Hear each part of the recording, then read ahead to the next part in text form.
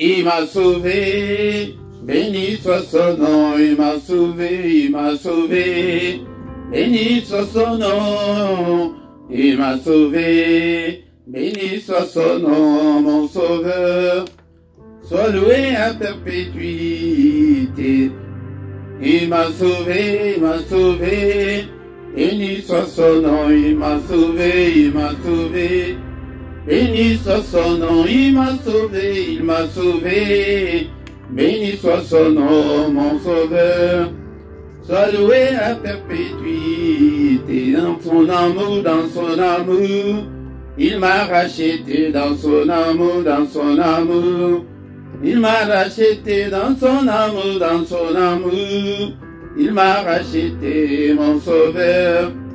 Sois loué à perpétuité, alléluia, alléluia, béni soit son nom, alléluia, alléluia. Béni soit son nom, alléluia, alléluia. Béni soit son nom, mon sauveur. Sois loué à perpétuité dans son amour, il m'a racheté dans son amour, il m'a racheté dans son amour, il m'a racheté, mon sauveur. Sois loué à perpétuité, nakolandaye,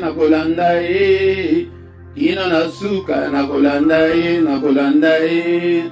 kinonasuka, nakolandaye, kinonasuka, mon sauveur. Sois loué à perpétuité, nakolandaye, kinonasuka, nakolandaye, Inonasuka nakolandaye, Inonasuka, mon sauveur. Sois loué à perpétuité dans son amour, il m'a racheté dans son amour, il m'a racheté dans son amour, il m'a racheté, mon sauveur. Sois loué à perpétuité, alléluia, alléluia. Béni soit son nom, alléluia, alléluia. Béni soit son nom, alléluia, alléluia. Béni soit son nom, mon sauveur. Sois loué à perpétuité, alléluia, alléluia. Béni soit son nom, alléluia, alléluia. Béni soit son nom, alléluia, alléluia.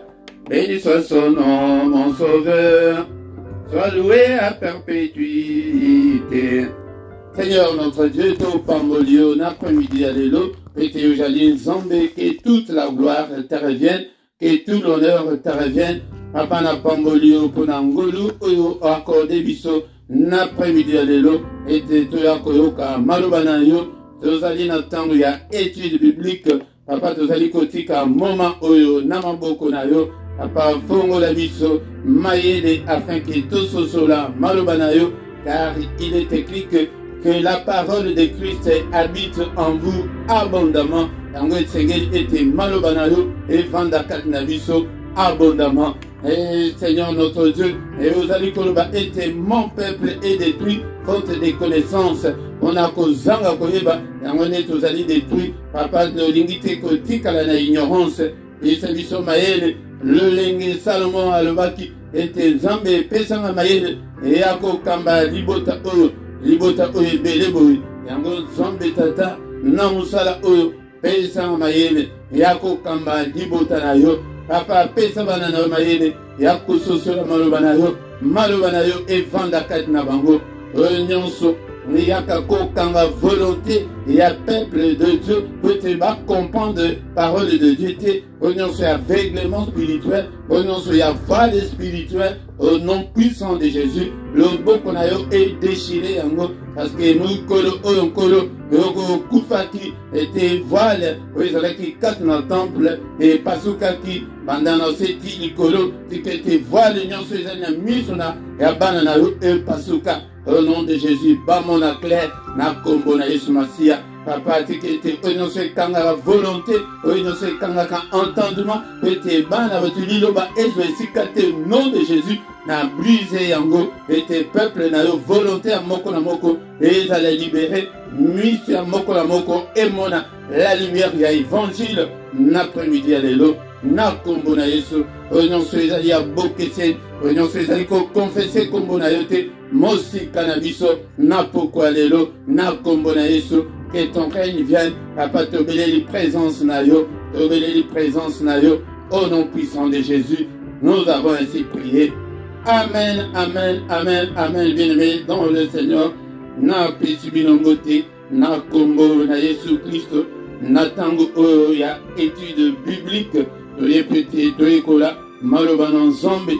Était la parole de Dieu nous dit que au commencement était la parole était avec Dieu et la parole était Dieu.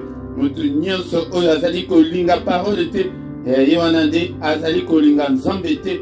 Yango dekolanga tozana posa ete batu bayeba maloba na nzambe batu basosola maloba na nzambe yango nde toye na étude biblique oyo na après-midi ya lelo afin que toyeba comprendre oyo nzambe alingi na oyo nzambe alingaka te yango nde esengeli toyeba makambo oyo evanda kati na biso. Bien-aimé dans le Seigneur, yaya mbona pesi bino mbote na bisika nyonso bozwami na mboka nyonso ozwami yaya ya mbambote euti epai ya Motei Philippe na micro na après-midi ya lelo na Motei Philippe na ye pete na te ya yo sango malam biso ba Philippe soko tali na Bible toza batu oyo ke nzambe apesaka parole pete tolobela peuple de Dieu yango ndeko nanga zalaka na kaye na yo zalaka na stylo na yo zalaka na place na carnet na yo place ya kokoma banote yango nde ezali très important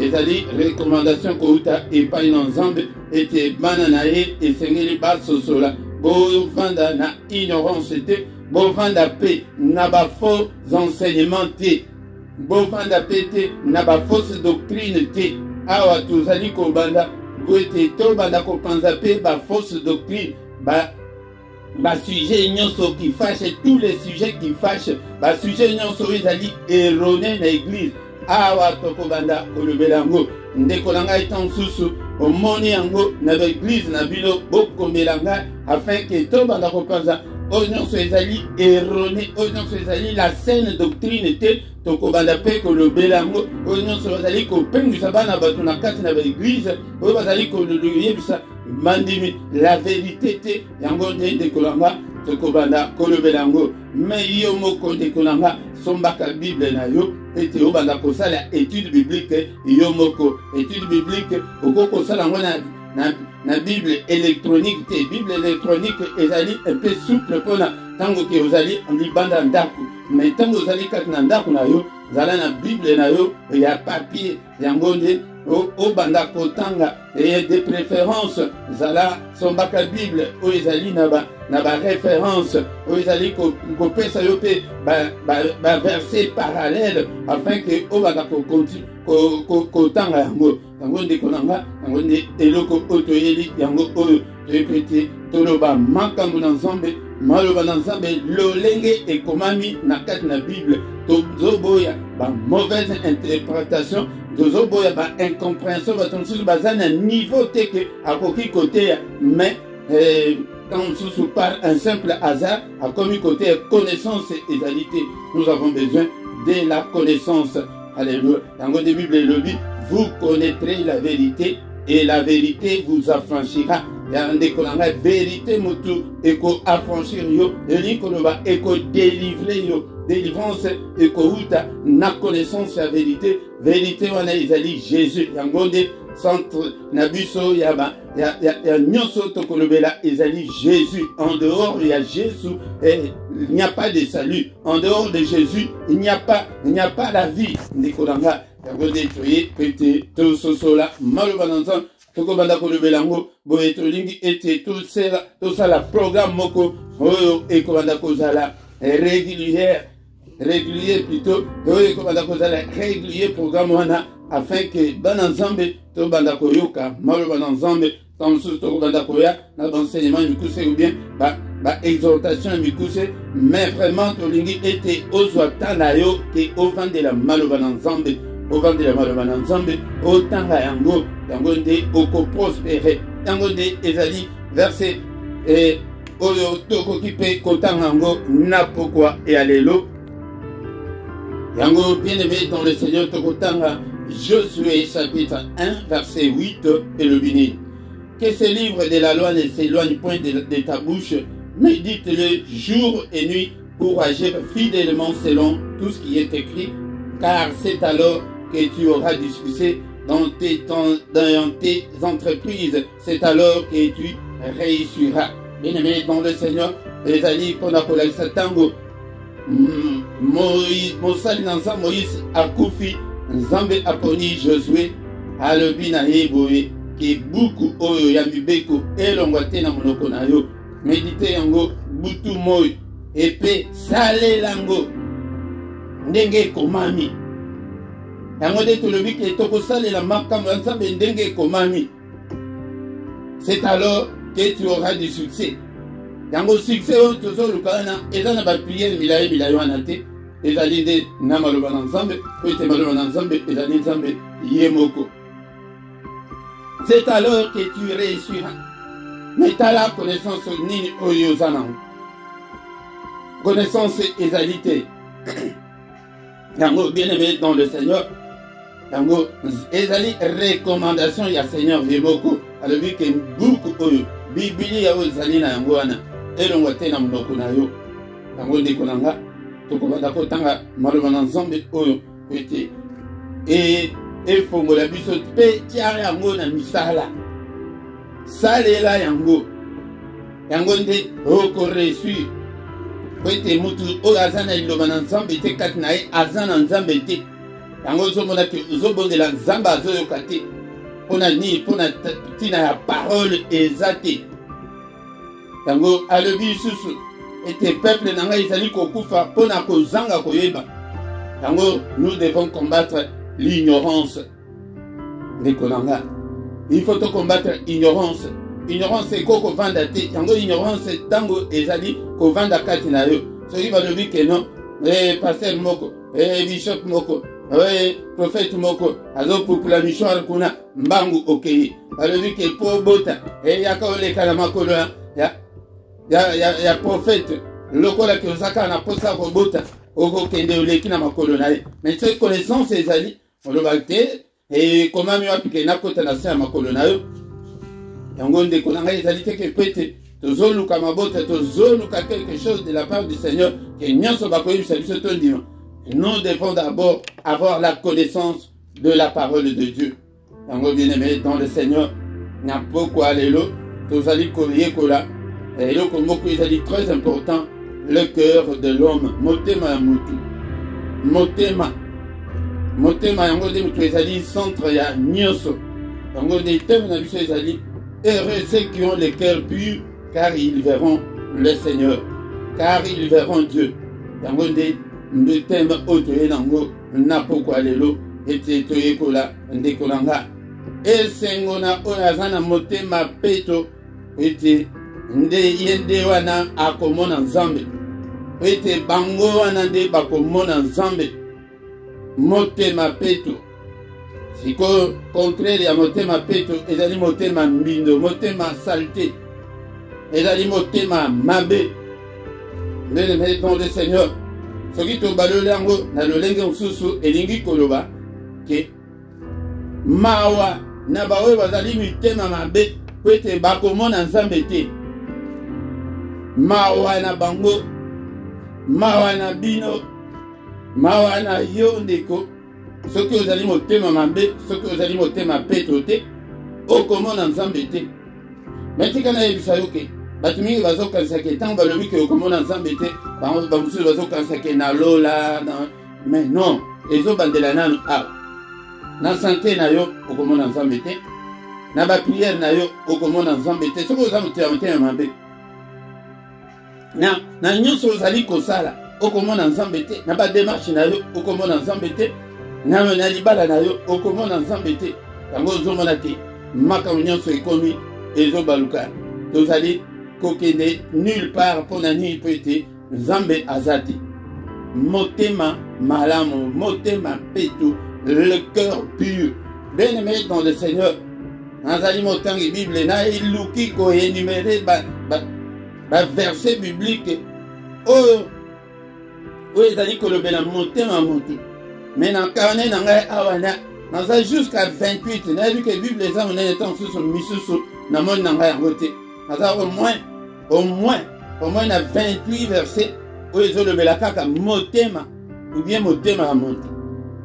Bien aimé dans le Seigneur, tu as vu que atoye ezali étude biblique zala na kaye na yo, zala na place à kokoma et na l'étude biblique to komaka mingi to yekola kande atoyaka na kelasi petit to yekola heureux.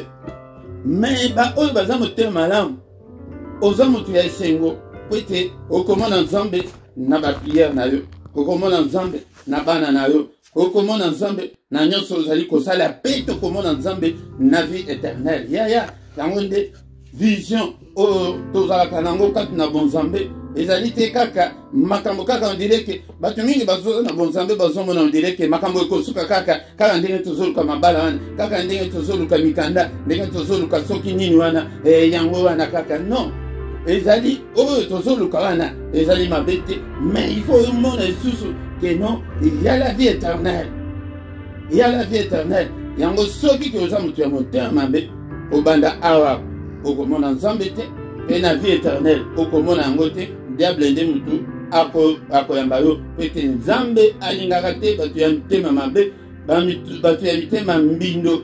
Nzambe alingaka bango te, alingaka bango te. Bien aimé dans le Seigneur, yango nde toye koyekola na ye mpe kokondane yo te, na ye mpe kokilpabilize yo te, yo mpe kose kilpabilize te. Obongwana nde otika motema mabe, motema wana ya mbindo wana nyonso salte wana oyo ezali kati na yo esengeli ete esokwama na makila na Yesu Kristo.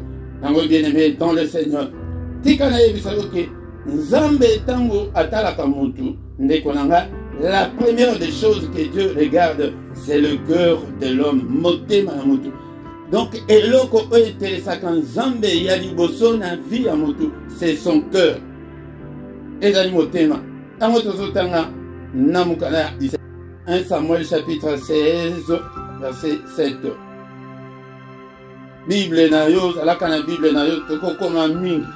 Soko kanisi ke ezali yake non ba verset nyonso ozana mutu ya ndenge nini okanga ba verset nyonso na mutu okokanga na mutu tango ke obanda ko zongela omana ke ba verset wana eko tanga na mutu. Et l'Éternel dit à Samuel: ne prends point garde à son apparence et à la hauteur de sa taille, car je l'ai rejeté. L'Éternel ne considère pas ce que l'homme considère, mais l'Éternel regarde mais l'homme regarde à ce qui frappe les yeux, mais l'Éternel regarde au cœur.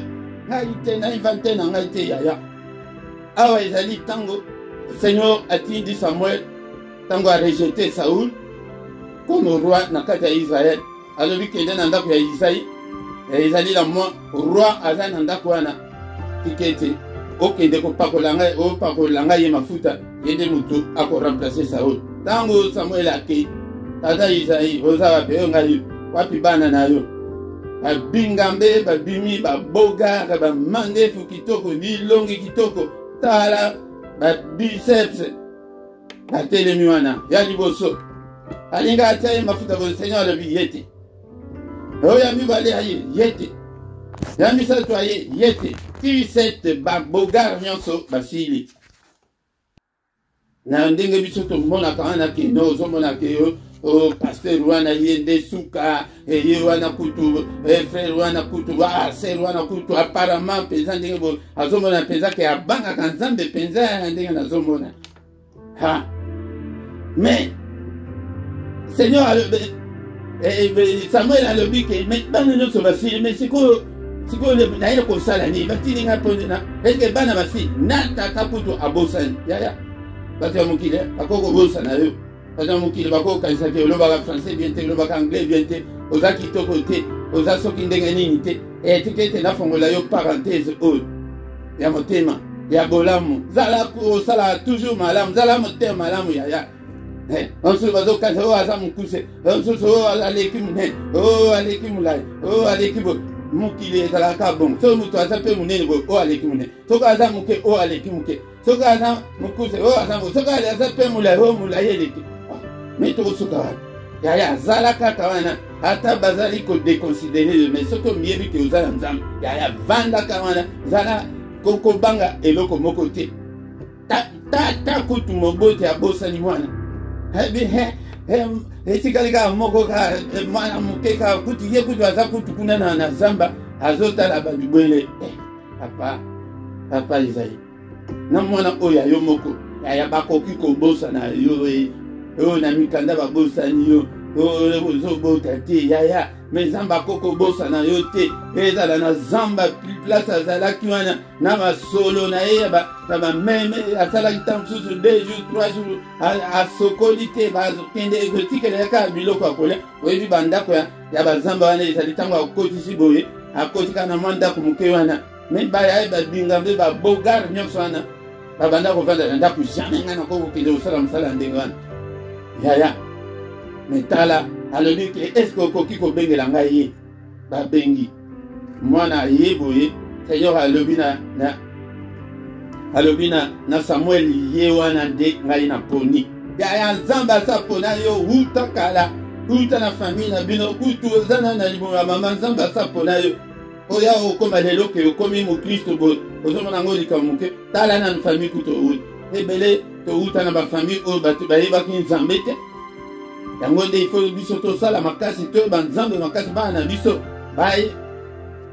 bakola bayebake non tozalaki na baparent oyo bayebaki nzambe yango nde parenthèse wana nafongoli yo ke ne te déconsidère pas ma soeur mon frère même si le monde te déconsidère mais Dieu ne peut pas te déconsidérer mpo na nini verset na ye oyo te bango bazomona bafrançais na bango wana ke yo oyebi français te oyebi anglais te oza boye oza mokuse oyo monene yango eleki oyo mokuse yango eleki oyo soki nini yango eleki yaya zala na esengo na oyo wana oyo oza nango wana ete nzambe ayebaki David na motema ndenge ezalaki alobi ke etielanga ye mafuta batie ye mafuta. Dieu regarde au cœur. Nzambe tango atalaka mutu eloko ya liboso atalaka motema. Yaya motema na yo ezandenge nini mutu na nazali kotuna yo na pokwa lelo tozali koyekola maloba na Nzambe motema malamu ou bien motema mabe yango nde mutu ekodéterminer relation oyo mutu azalaka nango na Nzambe. Relation ya liboso ya mutu na Nzambe c'est le cœur.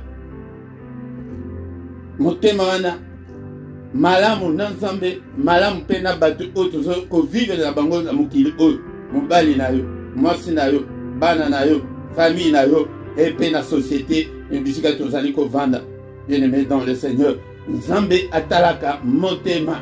Heureux ceux qui ont le cœur pur car ils verront le Seigneur. T'aime na biso yango wana esengo na ba oyo bazali mitema peto pete bako mona loboko na Nzambe na bomo na bango bako mona Nzambe ko protéger bango bako mona Nzambe ko tambola na bango bako mona Nzambe ete Nzambe apesa solution na ba problème na bango pe bako zwa bomo ya seko. Mema wana bantu ya mitema motema likundu batu ya motema mabe mawa na bino bo changer botika mitema mabe bondimela Yesu Kristo ete bomona Nzambe pe asala na bomo na bino. Bien-aimé dans le Seigneur, yango wana tokotanga maloba na Nzambe na mukanda ya Genèse chapitre 4 kobanda verset 1 tina 8. Genèse chapitre 4 verset 1 tina 8. Genèse ezali livre ya ebandeli yeba ai livre ya ebandeli zo atana mutu na pokwa lelo Genèse na Apocalypse yango nde ya ebandeli na ya suka. Nzambe nde mutu azolinga te oyeba makambo ngai te Nzambe mutu azolinga alobi ke soki oyebi bongo otiango pe na misala yango nde succès ekoteli yo. Genèse chapitre 4, verset 1 à 8. Adam connut Ève sa femme, elle conçut et enfanta Caïn et lui dit, j'ai formé un homme avec l'œil de l'Éternel. Elle enfanta encore son frère Abel. Abel fut berger et Caïn fut un laboureur. Au bout de quelque temps, Caïn fit à l'Éternel une offrande de fruits de la terre. Et Abel, de son côté, en fit une des premiers-nés de son troupeau et de leur graisse. L'Éternel porta un regard favorable sur Abel et sur son offrande, mais il ne porta pas un regard favorable sur Caïn et sur son offrande. Caïn fit très irrité et son visage fut abattu. Et l'Éternel dit à Caïn, pourquoi es-tu irrité et pourquoi ton visage est-il abattu? Certainement, si tu agis bien, tu relèveras ton visage. Et si tu agis mal, le péché se couche à la porte et ses désirs se portent vers toi. Mais toi, domine sur lui. Cependant, Caïn adressa la parole à son frère Abel, mais comme ils étaient dans le champ, Caïn se jeta sur son frère Abel et le tua. Yaya motema ya ngoyo, motema ngoyo, bandeko mibale oyo, babotan bana, batu ya apart batu nzambe oyo asala na maboko na ye, batu babotama na ya liboso na mokili bangoyo. Caïn na Abel, Caïn azalaki yaya, Abel azalaki leki, mais batu oyo, na Abel azalaki oboko la bele na ye, Caïn azalaki mutu ya bilanga. Mais bango mibale, nzambe kutu atindi bango te, bango basali offrande epa na nzambe. Ye akati ba offrande bambuma nyonso ya bilanga apesi nzambe. Abel aye aponi kaka ya kitoko ya mafuta wana, mais ya liboso nyama nyonso ya liboso azwi, ya liboso ya bameme azwi, ya ngombe azwi, ya boy azwi, atombeli nzambe mbeka. Mais Bible elobi nzambe apportaki regard favorable na Caïn te, mais na offrande ya Abel. Bien-aimé dans le Seigneur, yangonde motema mabe et bandi wana. La haine, bien-aimé, la envie, la jalousie et bandi. Yangonde motema mabe, mosala nango wana. Tozo mona ngo lelo. Ete ponani, moninga zo prospérer, yozo monele motema mabe. Ndeko nanga motema mabe, et comme il est l'autre, comme kochana, poison tini bana nzambe. Ndeko na ngai maboko na ya mwana nzambe osambe la ko simbi pe poison otieni muninga oyebi ke akokufa na ye. Yaya, tu auras des problèmes avec Dieu. Yango de tango Caïn abomine ndeko na ye na ba verset où il andi alobi ke makila wana eganga ki makila mutu eganga ka. Okomi ko tumbana mibali na basi ona motema mabe. Et surtout pour un intérêt, ce qu'on est que intérêt est menacé, tu es prêt à faire n'importe quoi. Bonzambe ezali wapi, ndekonanga. Bonzambe ezali wapi. Eko la makambo oyo toti kanite mamabe. Mitema, le cœur de l'homme. Zambe lokola ndimaki. Andimaki, au lieu, il faut la coûte un problème dans l'ensemble que non. Ou la problème dans ndekona asalakine. Ya asalaki selon ndenga motema na ye etinda kike asala. Motema na yo etinda kayo osala nini. Ye akeya polika bambuma babiloko ya bilanga na ye kaka ya mabe wana. Apesi nzamba agreye na ye angote. Faute eza faute ya Abel, eza faute ya Abel te. Yango ndeko na ngai bakoyi na yo na mokilo osala eloko te ndeko na nga. Yango nde lokola tozolanda lokolo ya père na biso alobi ils m'ont haï sans cause. Yo nde bakoyiri yo te sans cause. Abel asalaki nini? Offrande ya ye moko, motema ya ye moko. Eza bangombe na ngai eza ya ngai moko nasali yango offrande. Mais ya yo nini Caïn? Ya yo nini etali yo na nini? Zala problème na nzambe. Kangela nzambe kanda kendenge nini ondimika ya frère nanga ya ngai ondimite ke akei abomi. Bozo mona conséquence ya motema. Bozo mona conséquence ya motema makambo esala. Bien aimé dans le Seigneur. Ezalaki problème ya Abel te. Ezalaki problème ya Abel te, ezalaki problème ya ye na nzambe. yango bien aimé dans le Seigneur tala makambo oyo motema ememaka la haine, la jalousie, la querelle, la division, la dispute, pe ya koboma na ba poison ezokota na kati. Tango ndeko nanga tango tozali ko yekola makambo ngai na lingi ete okoma heureux. Pona ni po motema na yo esengeli ebonga ekoma malamu. Tala koyeba ke za motema malamu bien za motema mabe.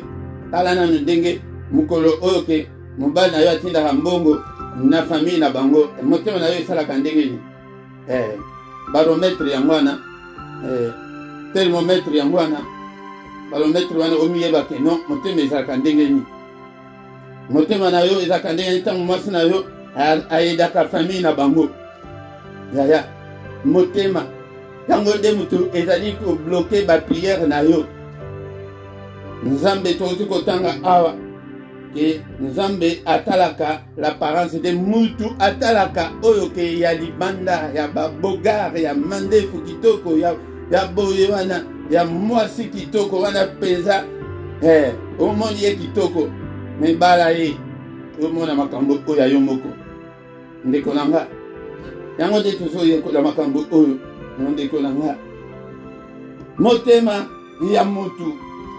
ya mutu ezali mabaku nani oyo akoyeba yango bien aimé dans le Seigneur tozotanga na mokanda Jérémie chapitre 17 verset awa na enseignement ezalaka boye zalaka pe okomaka ndenge na uti koloba oza na mutu te ke ndenge tozoloba boye okanga ba verset nyonso mais bino bozali malamu po ete na ntango ya bino ekomi ke okoki kozongela yango okoki kotia pose ozongeli yango selon technologie mais ntango oyo ya babiso eleki yo kaka mbala moko soki okomaki te ekomi kaka ke il faut okende kotuna ya technologie ele moko mpe ezali malamu. Jérémie chapitre 17 verset 9 elobi nini?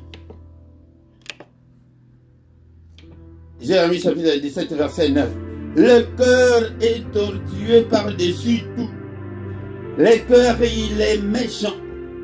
Le cœur, qui peut les connaître? Yaya. Motema ya mutu ezali mabaku na nyonso.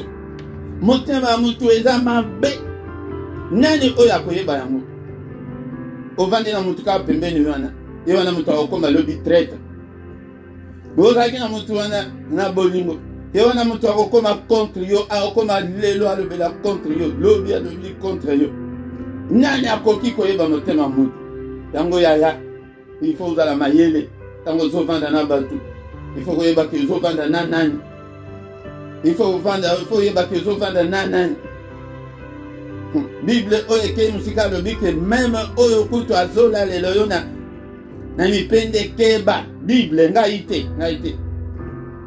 Même oyo azolalela yo wana ndeko na ngai motema ya mutu nani akoyeba yango?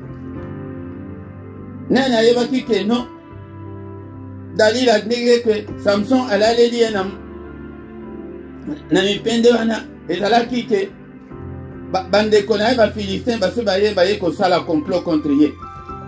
Soki mpenza soki olingaka ngai mpenza mpona nini oyebisaka ngai sekret na yo te ya makasi na yo? Oza mwasi na ngai tika kaka omona kaka makasi yango ndenge nabetaka bato ndenge nazali ya ozomona sikoyo ndeko na nga yango bien aimé dans le Seigneur motema ya mutu ezali mabaku bien aimé dans le Seigneur motema oyo nani oyo akoyeba yango? Nani akoyeba motema ya mutu oyo bosalaka na ye wana nde muna mosala atieli yo poison? Nani akoyeba motema na bafrere bandeko bakomi kotiela na poison mais oyo kaye oyo abomi abelo ndeko na hete yaya ezala na famille faut yeba ke non okoki kose confier na nani bien aimé dans le Seigneur. Alléluia. Yango ba verset ezali ebele oyo ezali kolobela mpona ntina ya motema ezali ebele ndeko na nga yango nde motema na biso ezali nani oyo azali na motema malamu ye wana nde mutu akomona nzambe yaya yango nde bapriere na yo ezokende nulle part po ete motema na yo ezali malamu te liboso na nzambe change bongo wana yango nde kati na yesu nde mutu motema ekoki kochange na se ya barubrike a na se nakotiela bino bakelke verset po ete eleki ebele oyo ezali kolobela mitema ezali ebele oyo ezali kolobela motema il faut ondimela yesu kristo tokotanga na mukanda ya des Corinthiens chapitre 5 verset 17 et le binini. Des Corinthiens chapitre 5 verset 17 et le binini. Biblia et le Bible. Si quelqu'un est en Christ, il est une nouvelle créature. Les choses anciennes sont passées. Voici toutes choses sont devenues nouvelles. Mutusoki azali katina Yesu akomi ekelamo yasika. Mote mamabe ekei. Mais makambo nyonso eleki mais akomi mutu ya sika makambo nyonso ekomi ya sika okomi na motema ya sika mais yo ti lelo motema wana nano ozwi te mpona nini ozalaka na yo kati ya église mais kati na Yesu te. Ah, ici la Bible précise bien si quelqu'un, donc il y a une condition, il faut être en Christ pour devenir une nouvelle créature. Ekolanga, il faut être en Christ. Ce que vous avez dit, c'est yaya oza okomi ekelamu ya sikate motema mabe wana ezaka makamba mabe wana ko matayo ndeko nanga ezali makamba mabe eutaka na motema makamba mabe eutaka na motema yango de ematina mutu makamba kala eleki okomi koseka kati na Yesu balobi ke poisson yango ke oyo $10,000 yango yotela mutu kozwa yango yaya okondi mango ata balobi 1 million kutu ena motema wana ekosupporter yango te oyebi ke okoboma mutu yango nde ozomona ke ba oyo baza motema wana te azwi mpe moto otumbi mpe mutu ke mpona nini mpo baintere na yo ezali menase surtout ana poto ndeko ebele ana poto bakende lifelo à cause ya babiloko oyo ya mitema motema mabe motema wana babengana mobali ya bato akende mutu ebeta ye abeta AVC yokanisa sikoyo kobondela nzambe ayoka nzambe akoyoka te obie mosusu aza na koma ti sikoyo ndenge tozoloba mpe boye okanisi ke kobondela nzambe ayoka mosusu batiela yo 100 mètres batiela ye ke 500 mètres ke akokokoma te yo baavantage nyonso ozwa tala motema oyo toza nango zuwa na yo yango ezali avantage oyo gouvernement oyo bato ya mokili bapesi l'état ya mokili apesi mais l'état ya nzambe est-ce que epesi yo mpe raison une interrogation toutes choses sont devenues nouvelles yaya pesa motema na yo epai na Yesu remède yango wana kisi yango wana po ete omona clair pesa motema epai na nzambe baverse ebele ndeko na nga yango soki opesi motema epai na nzambe bapesaka yango na la prière okopesa yango okozwa motema osimba na maboko opesa te na prière fukama bondelaki Seigneur nafukami napesi yo motema na nga nafungoli yo motema na nga kota kati na nga navanda ovanda kati na nga ete soki Yesu akote kati na yo Yesu nde moto akokotransforme yo te tozali kotanga lisusu etikali baverse mibale mpe te toclôturer mpona pokwa lelo garde ton cœur plus que toute autre chose yaya motema na yo batela yango koleka eloko nyonso Proverbe chapitre 4 verset 23 bien-aimé dans le Seigneur Proverbe chapitre 4 verset 23 et le Biboye garde ton cœur plus que toute autre chose car de lui viennent les sources de la vie ya source ya vie na yo wana ozoluka wana ezowuta na motema na yo batela yango bomba yango koleka ba or koleka ba bijou na yo koleka ba compte oza nango na ba banque wana motema yango nde bondela ke Seigneur purifie mon cœur Seigneur sunga ngai motema oyo motema nzambe eloko ya liboso atalaka na mutu eza motema soki oza motema mabe yaya loboko na nzambe jamais okotikala komona yango okovivre na yo vie ke ndenge ke normal ndenge bato baza mokili ke ozwi pe vie okoki pe koresu mais la main de Dieu tu ne verras jamais la main de Dieu jamais parce que il est toujours derrière sa parole pour l'exécuter.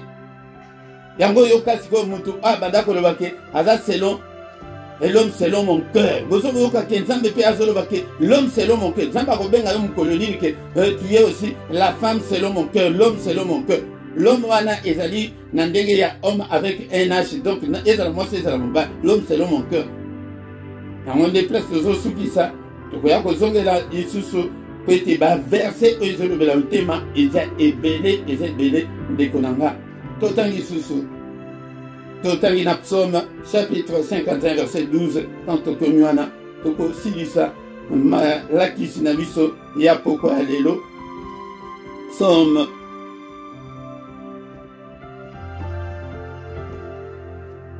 chapitre 51 verset 12. Biblia et le Biboye, Psaume 51 verset 12. La Bible dit ceci. Oh Dieu, manande mutuana o nzamba banda ko se koloba ke l'homme selon mon cœur. Mais nzambe akobete akotute le tolo mukoloni na motema mabe wana. Na motema na yo ozali impur. Nzamba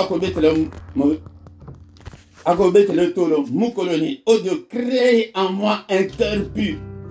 Renouvelle en moi un esprit bien disposé. Dans vos déplaces que vous souki ça. Heureux et sengo naba oyo bazai motema peto soki keza peto te sala prière oyo lokola David a salaki oh Dieu crée en moi un cœur pur. C'est le cœur pur que Dieu recherche en première position dans l'homme. Dans l'homme c'est le cœur pur. La méchanceté, Dieu est la méchanceté. Il n'aime jamais la méchanceté. Si tu es méchant, donc, et la formalité. Sambela na yokutu. Quand tu as prière, à taille à combien de jours? À taille du 1er janvier jusqu'au 31 décembre. Mais tant que Ozana moté ma paix doté, et ça zéro et pas une ensemble. Ba passer ma komiko yinana. Ba passer ma komiko pona bilongi. Moteur mabe ko inana tina kati na etonga yango des places de zo suki sa ndekolanga la méchanceté dans l'église ndekolanga yango bozo mona kutu ke ba église comme au monde net na kise sali bala moko tant sur 15 églises au lieu kutu ba fusionner ba sala kutu ata église moko mi bale pona nini nyonso wana ntema mabe. Ce que l'année en Bakabana Kaka, Ndeko, Motema, renouvelle en moi un esprit bien disposé, esprit bien disposé, pour la Koyoka Nzambe, pour la Kosale Lanzam, pour la Kosale Moninga Mabete. Quel pirouana est la Capona Nipo, Moutosa la Moninga Mabete. Tu aimeras le Seigneur Dieu de tout ton cœur. Et tu aimeras ton prochain comme toi-même. Yango ndezambe azanganango posangwana kepo mabe ezala tekat na mukili po zambe alinga mabe te. Po soki méchanceté ezali bato bakobanda ko bomana bato bakobanda ko ina bato bakobanda ko salaka makamukaka mabe ka. Yango bien aimé dans le Seigneur. Yango nde tokobanda ko yaboy tous les dimanches tobandi programme oyasika ke tokobanda ko ya et toye kola Maloban ensemble pour que nous ayons un cœur pur. Motema et apeto, c'est le cœur là que Dieu recherche na kati ya mutu. Motema. Bien-aimé dans le Seigneur, tokomi nasuka pona lelo to suki wana po ba verset ozo le motema et zalide et les kebele. Bien-aimé dans le Seigneur, le que les kebele moi aussi sango et zalite. Yango tokobanda kozongela ngo moke la division est continue. Donc dolingite omona moninga a progressé comme kaka motema mabe. Empoisonnement. Bandimi bango na bango bakomi kosala bagroupe kati na baeglise mpo na mitema mabe. Biso bato ya langue ya boye toyokanaka te na bato ya boye yaya. Yesu aye po ete aya kosangisa biso. Yango nde tozobondela bien-aimé dans le Seigneur. Tozobondela mpona maloba oyo toyoki. Enseignement oyo evanda kati na yo ke motema Nzambe alukaka motema.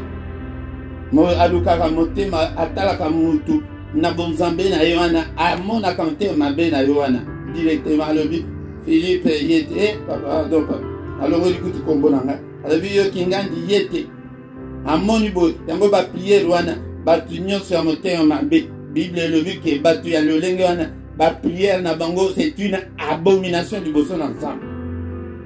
Et la abomination liboso na Nzambe tika motema mabe prière na yo ebonga vie na yo ebonga omona Nzambe na bombo na yo. Heureux ceux qui ont le cœur pur car ils verront le Seigneur dans leurs entreprises, dans tout ce qu'ils font.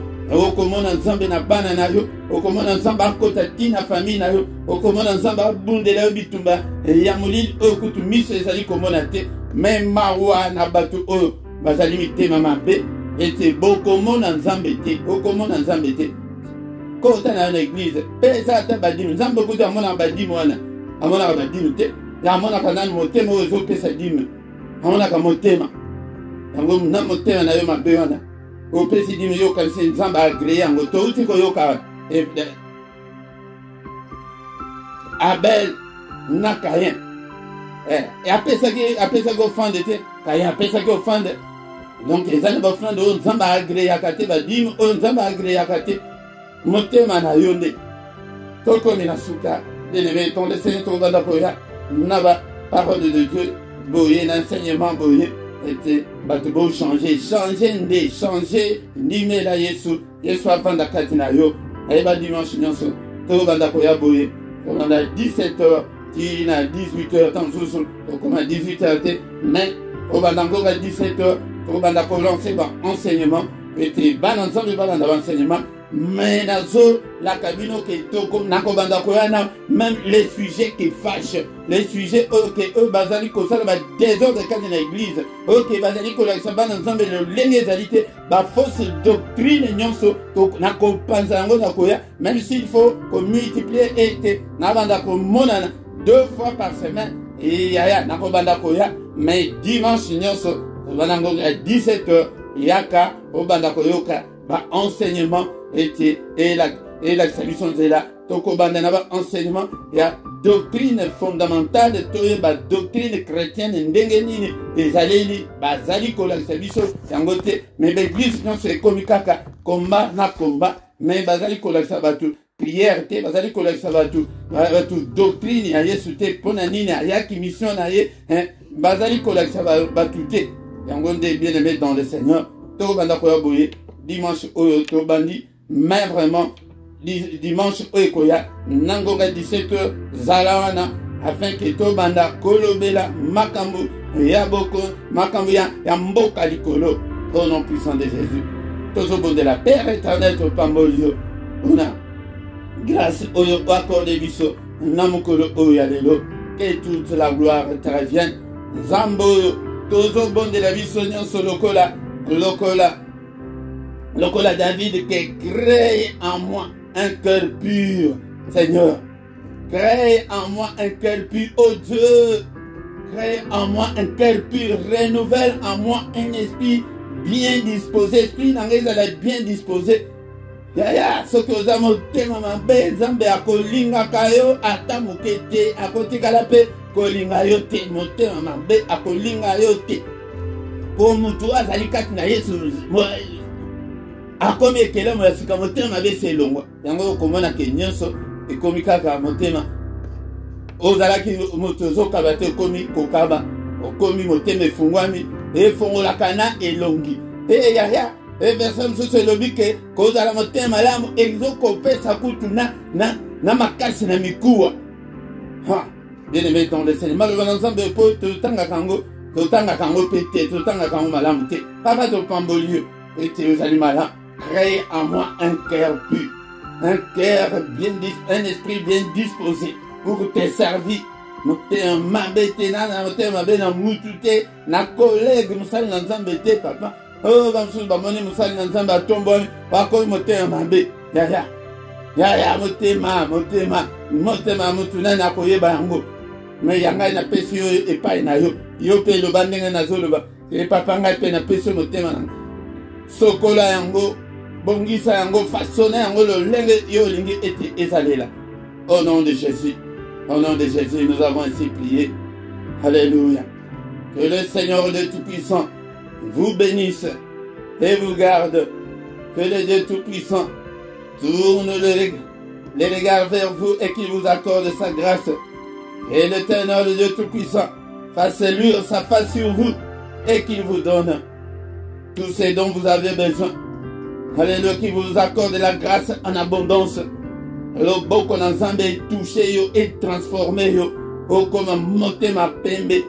O koma motema peto. Motema likundu elongwa. Motema mabe elongwa. O koma mutu ya malamu. Ireke koki kosali ya moninga mabete. Alléluia. Au nom puissant de Jésus. Qui met ensemble les anabino. Tokuta nakata onyonso. Namayekoli. Au nom puissant de Jésus. Amen, amen, amen, amen, amen, amen. Acclamons, acclamons le Seigneur bien-aimé. Acclamons, acclamons. Dimanche, Seigneur, soto bandako okuta na boye. Banangonga 17h, de 17h à 18h, tozaliwana. Bien-aimé dans le Seigneur. On a koyoka malako na nzambe. On a koyoka makamuna nzambe car la parole de Dieu nous dit que la parole de Dieu habite en vous abondamment, abondamment et tonda et fuluka. Malobana nzambe fande bele kat na biso. Yangonde ezali bosenga. Au nom de Jésus. Amen, amen, amen.